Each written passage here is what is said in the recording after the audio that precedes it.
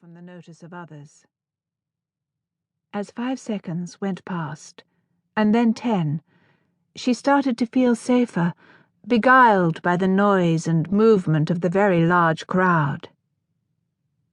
Everything is all right. It is still all right.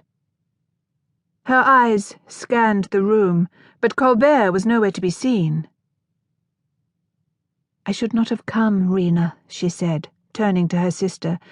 "You manage these things with far more acumen than I. It is simply a waste of my time to be here." Maureen laughed. "I hate these functions too. But Mr. Riley was adamant about the invitation being for the both of us, Cassie, and his purse is a generous one." "Well, as he did not show himself, I doubt he would have known if I had stayed away." She needed to leave, needed to walk towards the door as though she didn't have a care in the world. The ache inside intensified. Once, she had loved Nathaniel Colbert, right from the bottom of her broken life. The thought of what had happened next made her swallow, but she shook it gone. Not here, not now.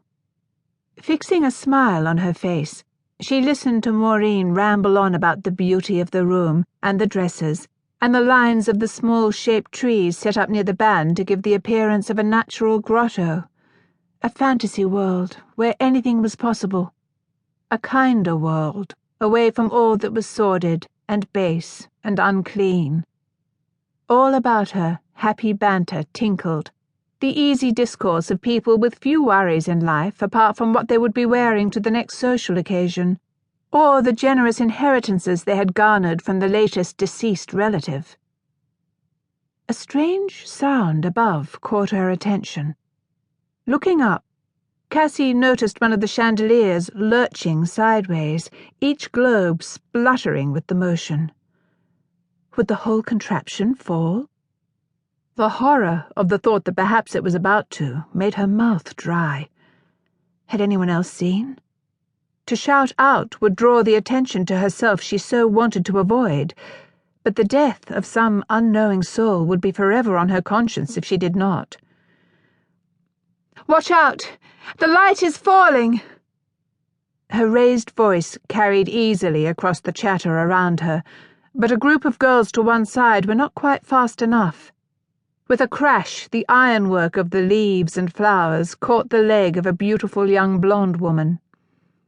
In the chaos, Cassie hurried forward, kneeling almost at the same time as another did, bumping his arm against hers.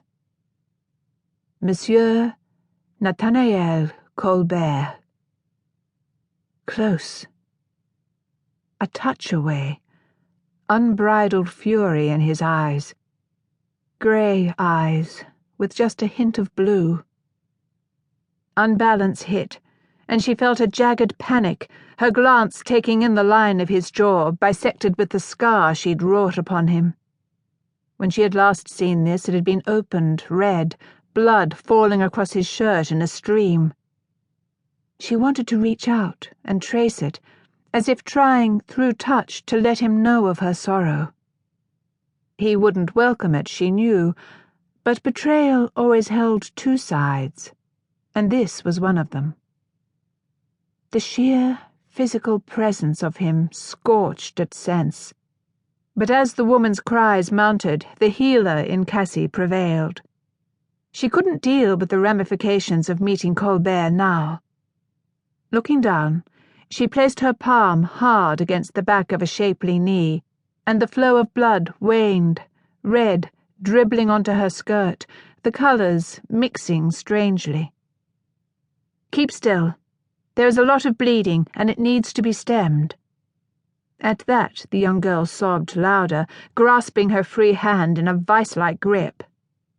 "Will I die?" "No. A person is able to lose at least 20% of their blood and still feel only mildly cold." Leached, grey eyes raked across her own, no warmth whatsoever within them.